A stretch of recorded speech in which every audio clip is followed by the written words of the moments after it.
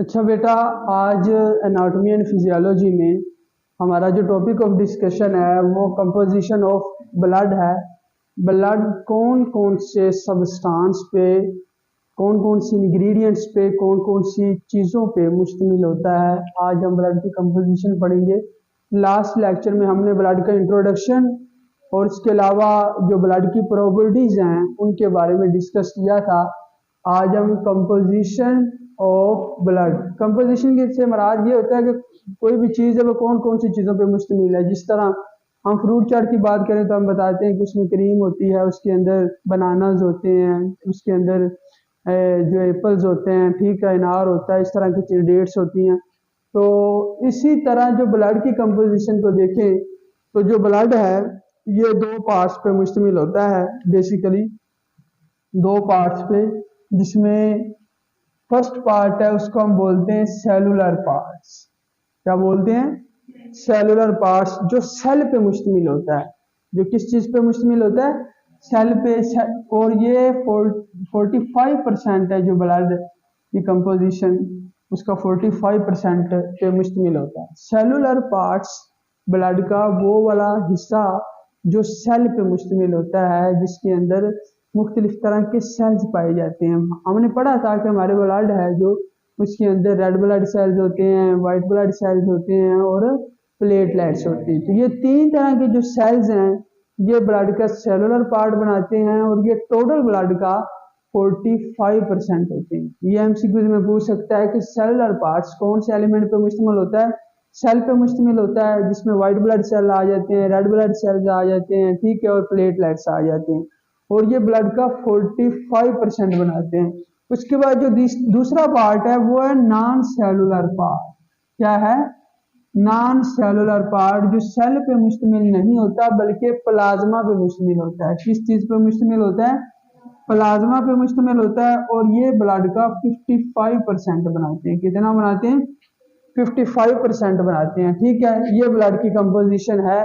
इसको हम आगे डिटेल के साथ डिस्कस करेंगे। अभी तक हमने जो डिस्कस किया है कंपोजिशन ऑफ ब्लड में, वो दो चीज़ों को डिस्कस किया है।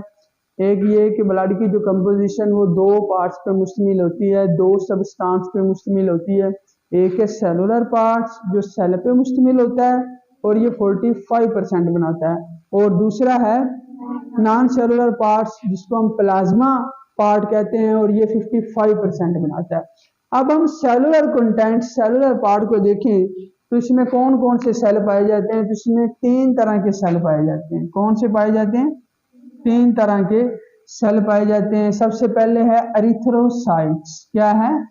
एरिथ्रोसाइट्स, जिनको हम रेड ब्लड सेल बोलते हैं। क्या बोलते हैं? Red blood cell. और ये क्या करते हैं? ये हमारे ब्लड के अंदर ऑक्सीजन को लंग्स से कैप्चर करते हैं और सेल तक पहुंचाते हैं, और सेल से कार्बन डाइऑक्साइड को लेते हैं और लंग्स तक पहुंचाते हैं। ऑक्सीजन की ट्रांसपोर्टेशन करवाते हैं, और इनको हम रेड ब्लड सेल भी बोलते हैं। क्या बोलते हैं? Red blood sales. एमसीक्यूज में वो आपसे पूछ सकता है कि red blood cells, another name of red blood cell, red blood cell का दूसरा नाम क्या होता है? तो आप क्या बोलेंगे? एरिथ्रोसाइट्स। उसके बाद है बेटा ल्यूकोसाइट्स। क्या है?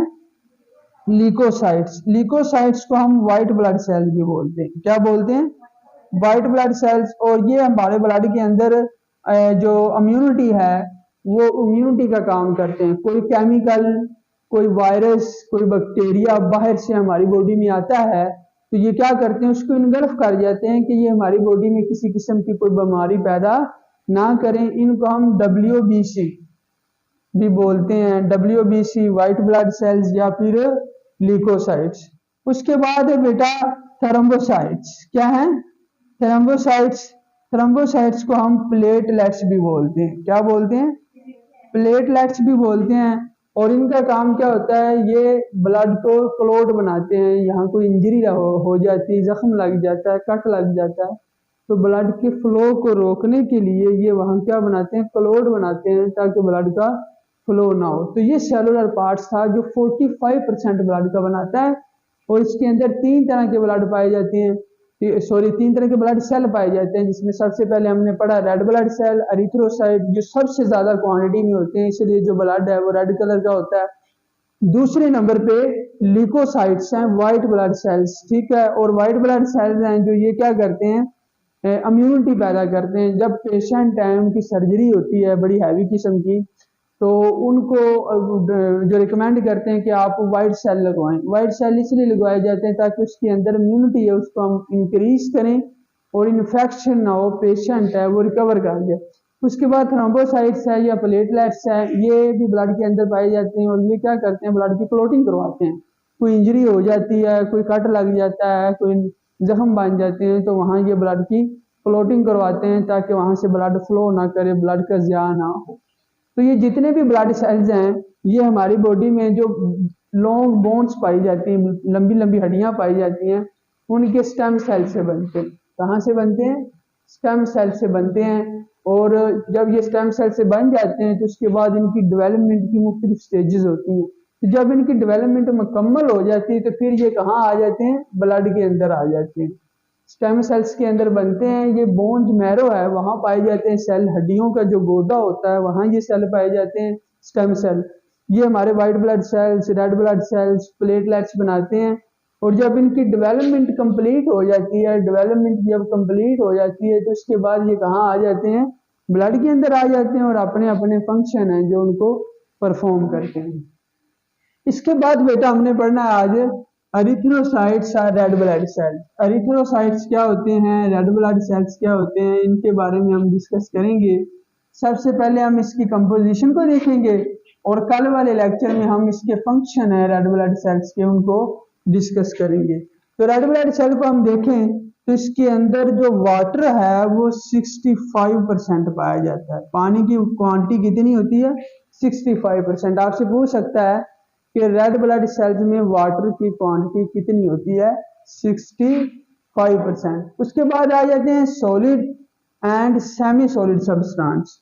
सॉलिड और सेमी सॉलिड सब्सटेंस हैं जो वो सिर्फ 2% पाए जाते हैं। कितने पाए जाते हैं, 2% पाए जाते हैं। और इसके अंदर दो चीजें आ जाती हैं, एक आ जाता है ऑर्गेनिक सॉलिड और सेमी सॉलिड में, और दूसरा आ जाता है इनऑर्गेनिक। ऑर्गेनिक कंपाउंड ऐसे होते हैं जिनमें कार्बन और हाइड्रोजन इकट्ठी पाई जाती है, और इनऑर्गेनिक सब्सटेंस ऐसे होते हैं जिनमें कार्बन और हाइड्रोजन इकट्ठी नहीं पाई जाती। ऑर्गेनिक और इनऑर्गेनिक सब्सटेंस हैं ये 2% बनाते हैं। कितना बनाते हैं, 2% बनाते हैं। अब ऑर्गेनिक और inorganic substance red blood sales में वो कौन कौन से होते हैं, उसमें सबसे पहले क्या है, प्रोटीन, शाबाश, प्रोटीन पाई जाती है। प्रोटीन रेड ब्लड सेल्स के अंदर होती है। उसके बाद अमाइनो एसिड होते हैं, शाबाश, फास्फोलिपिड्स होते हैं, ठीक है, कोलेस्ट्रॉल होता है और यूरिया होता है। ये चीजें पाई जाती हैं, ठीक है, ऑर्गेनिक और इनऑर्गेनिक सब्सटेंस जो रेड ब्लड सेल्स में आते हैं। उसके बाद है बेटा हीमोग्लोबिन। क्या है, हीमोग्लोबिन। रेड ब्लड सेल्स के अंदर हीमोग्लोबिन जो मेन कॉन्स्टिट्यूएंट पाया जाता है, जो असल में ऑक्सीजन को कैप्चर करता है और ऑक्सीजन की जो ट्रांसपोर्टेशन है वो हमारी बॉडी के अंदर करवाता है। तो हीमोग्लोबिन है ये 33% पाया जाता है। कितने परसेंट पाया जाता है, 33% पाया जाता है, ठीक है। रेड ब्लड सेल्स में हम पढ़ते हैं कि जो ऑक्सीजन की ट्रांसपोर्टेशन हो रही है वो ऑक्सीजन के साथ जो बॉन्ड बनाती है जो चीज रेड ब्लड सेल्स में, वो हीमोग्लोबिन ही होती है।